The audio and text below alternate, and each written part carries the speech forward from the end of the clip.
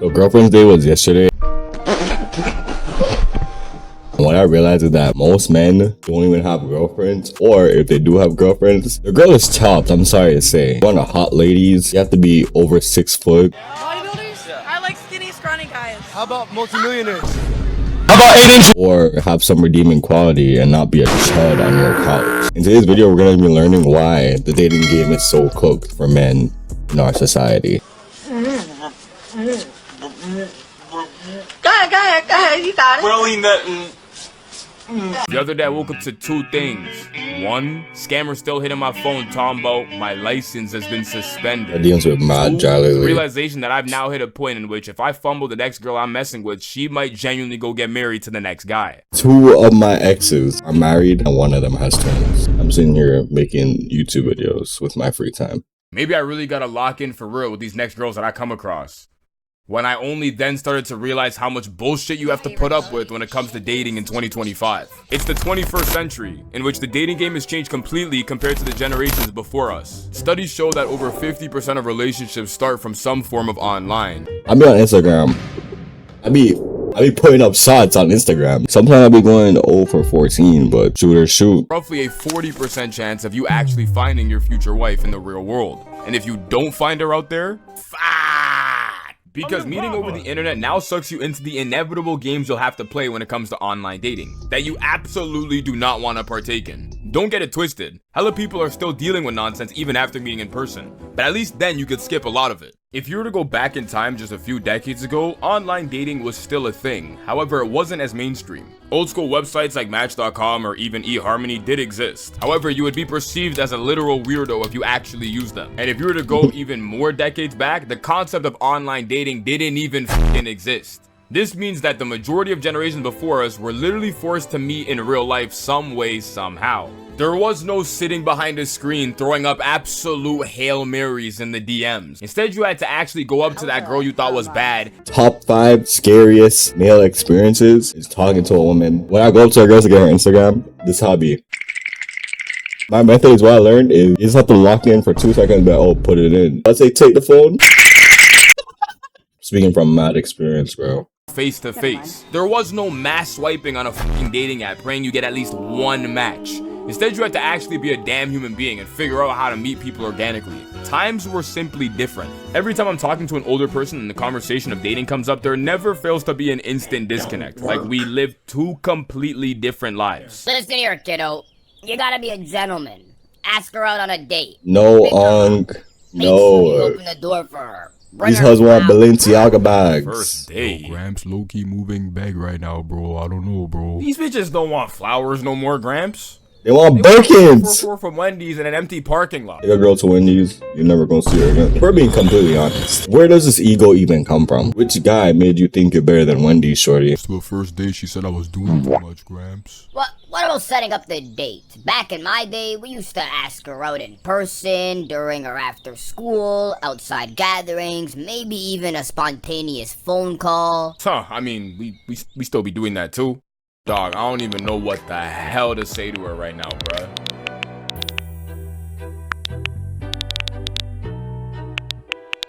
Whoa. Too many words, bro. Cut it out, bro. What do you mean too many words, bro? You're sending too many words. We're sending messages, not essays. Alright. Whoa, bro. No emojis. No emojis, bro. Why can't I send emojis? Bro, too chalant. It's too chalant. We gotta be nonchalant, bro. Girls love it when you don't care, bro. Oh my god. Okay, you know what? I'll remove the emojis, bro. Alright. No response. Damn, she answered me quick as hell. She's really messing with the kid. Hold on, let me text back right now. Whoa, cut it out, bro. I had a baddie and I made that same mistake. I'm gonna show y'all the fumble. I slid on shorty. She responded immediately, laughing, right? 1 minute after, by the way, she ghosted it. I double texted. A day later, hey, she ghosted it. I sent her a reel. She ghosted it. So that's a triple text, right? Once you hit the triple text, it's just over. Don't respond instantly because she not gonna want you, bro. You gotta be more nonchalant for real. And I just gave you guys a live example of that. Answer too quick, bro. You're gonna come off too needy. We don't want to look desperate, bro. Let it marinate. Give it some time. Oh my god, man, fuck all your rules, bro. I got this. Don't do it. Gen Z has one of the most warped perceptions when it comes to forming genuine connections, as we tend to worry about shit that shouldn't matter at all. If you start talking to someone new in today's time, it's almost like you guys are both competing for the gold medal in the nonchalant Olympics, because for some reason showing you care has become a bad thing. This shit even happens before you started talking. Should you go up to that girl at the gym? Should you get her IG or should you get her number? What do you even say after you get her number? Hell, some people don't even want to go up to a girl in person anymore because they're so worried about what comes after. All shit that shouldn't matter at all. Only method to counteract this is just doing it, bro. If she got a boyfriend, man, she was chopped anyway. Plus, her boyfriend probably broke. The worst she can say is no. I don't think the worst she can say is no. I couldn't tell you the amount of niggas I've run into within my day-to-day life that will genuinely fight you if you tell them to go holla at a girl in real life. Whole time they're the ones who point All my homies. Motherfuckers would rather play Inspector Gadget to find this bitch's social media than to just go up to her and say hi. All my homies.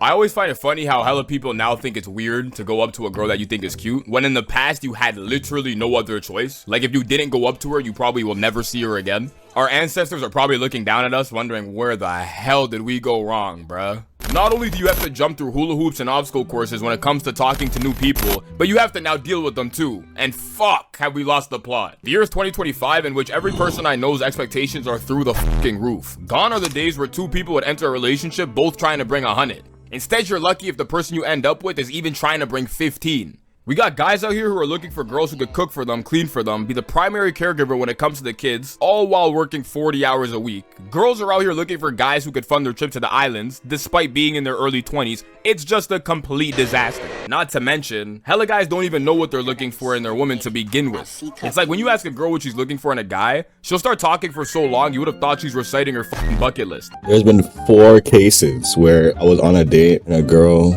was basically describing what she's looking for in a guy. And I just got up and left. I'm not doing this with no girl. I promise you I'm not. Girl, I got home. Blocked. Actually, while I was getting up, no. While she was talking, I blocked her. In her face, while she was talking, I was like, this is too much. Her personality was a 2 out of 10, so she had to go. I'm just being for real with you guys. I swear there's a constant disconnect between the two genders because for whatever reason, everyone still clings on to values and beliefs like times haven't changed. None of us are like our parents. We don't live in a time or place where the men have to go to work while the women stay at home and take care of the house. Anyone could do anything. It's like we're a bunch of non-traditional people who grew up in the Western world still clinging on to traditional values that we were never a part of. People are forgetting in the older days, men literally had to provide for women. Like, they literally didn't have the ability to do it themselves. However, time has passed in which these same rules don't apply anymore. Yet for some reason, hella people still play as if that's the case. Some only do when it's convenient for them. You could be messing with a girl, but all it takes is one conversation until she utters the Hall of Fame. I just feel like as a man, you should do... Anytime I've heard this phrase, I tend to partially go deaf because the shit that comes after it is never good news. If it ever gets to a point with this girl, just leave. Like, there's no point like in continuing this conversation. Just leave. What's being said kinda makes sense, even if there isn't really substance behind it. I just feel like as a man, you should know how to drive. Real men know how to drive.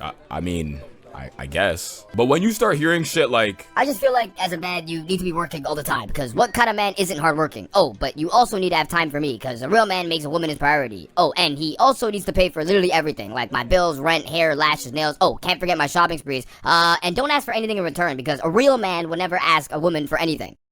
What? Not to mention, I have yet to hear a nigga drop this phrase in my day-to-day life ever. Like some miraculous way, I've only ever heard this come from women, as they then proceed to try and morph you into the imaginary perfect individual they want you to be. And I dare you to go tell a bitch how she should act as a woman. Watch how fast you get labeled with every single negative trait that's out there. But I mean, the old saying goes, men grow up being taught how to treat women, women grow up being taught what to expect from men. So shit, what do I know? In today's day and age, it ain't uncommon to be labeled with some of the most dumbass buzzwords or come across ridiculous theories that never fail to piss you off. Whether it be coming from the blind leading the blind of a friend group or the TikTok philosophers we all seem to follow, there's deadass a new term that's applicable for everything. Depending on your overall dynamic or how long you've been talking with this girl, you'll notice eventually you're going to start having real conversations. However, if you ever tell her what you're not comfortable with or start setting boundaries, that's now being toxic. You ever tell Shorty not to wear the top that's literally showing her nipples? You're cooked, buddy. You don't get to tell her that she's your girlfriend and other niggas looking at her body is wrong. Who are you? You're a manipulator. You're a gaslighter. Like, what are you talking about, son? Please stop being so misogynistic. If you ever tell her Insecure. she doesn't wear a certain outfit while she's on a night out with her and her friends, that's now being controlling. If you ain't cool with her having her ass out all over her Instagram, somehow you're now being insecure. Agreement with her and don't blindly fold to what she's telling you to do, you're now labeled sassy. If something ever pissed you off and you decide to be open about it and actually voice your concerns, you're now being too emotional. There's just no fucking way. And just like any other nigga out there, I ain't no saint. I've definitely said some things or done some things in the past that I probably shouldn't have. Meaning, depending on the situation, these terms or phrases may actually be applicable. However, when the girl you're dealing with has the buzzword badge on Hall of Fame, I promise you it won't be long until you start genuinely going insane. In today's time, if you've been messing with a girl in which you have both confessed your love for each other, have been fucking, go out, talk every single day, yet somehow haven't made anything official, congratulations, you now successfully entered a situationship. Yo, what have you and your girl been saying these days, bro? Like, y'all still holding it down? Bro, she's not my girl, bro. You mean y'all aren't together anymore? Bro, it's complicated, bro. Shit, I mean, is it really that complicated though? It's like you're either together or you're not, you know what I mean? Well, bro, we constantly say we love each other, go out all the time, talk every day. On this topic, I'm a little bit guilty. Like, I'm infamous for leading women on or something like that. But the reason is being like, how do I know we should be at a situationship or a talking stage or whatever you guys want to call it? I call it the preliminary phase. We should be in that phase for at least a year. I'm not meeting a girl 3 weeks later we're cuffed. That's not happening. I'm sorry. Complicated. We're in a situationship, bro. So y'all are both still single, or? Oh, bro, come on, bro. We're in an exclusive situationship, bro.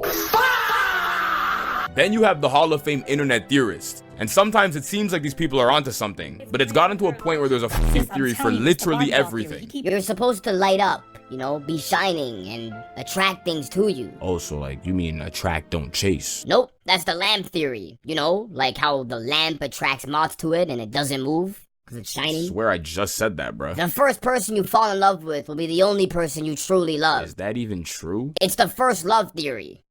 When a man deems himself ready to start dating, he takes the next girl he comes across serious. I mean, what else was he supposed to do? Nope, that's the taxi cab theory. A woman will never truly get over the man she meets at 19. What the hell are you even talking about, bro? The 19 theory. The 3-month rule is what on earth is the 3-month? The 3-month rule, I get it, because in order for me to date somebody, I need to see what you're like throughout like an entire year. Like, I gotta know you for a year at least, because I could put on an act for a very long time. So anybody could put on an act for a really long time. But if you're with that person like for a year, no one's keeping up the act for a year. Once you get your year assessment, you can see all their red flags, and then you decide if you want to proceed or not. Because the honeymoon phase has also come to an end. But don't forget, there's not just the 3-month rule, because then there's the 6-month rule, 1-year rule. All in all, dating in Gen Z has become its own psychological warfare. You gotta play a bunch of games, people have unrealistic expectations, there's a bunch of dumbass sayings, blah blah blah. It's no surprise that half of our generation isn't even trying to date to begin with. They say the person you decide to marry will be one of the most important decisions you ever make in your entire life. So don't let this video discourage you from actually getting out there and finding the one, as experiencing love is probably one of the most, if not the most beautiful thing to experience, as long as it's genuine. A few weeks ago, I was out for sushi with one of my friends in which we were talking about dating and our overall past experiences, causing her to talk about a story about an ex that messed her up. I told her to not let one bad strawberry ruin the whole batch, in which she responded by saying, "David, I don't know about you, but if I open a pack of strawberries and I see one of them went bad, I'm throwing the whole pack away." Which made me realize, damn, there's really two types of people when it comes to dating for real. The ones that look for good in the bad, and the ones that don't give a fuck about the good once they've seen bad. So you tell me, which one are you? Definitely the second one. The dating game is so cooked. You guys should just leave the women to me. You should just all go date men. The dating game, it might be terrible right now, but I promise it gets better once you're over 6 foot, millionaire, 6 inches.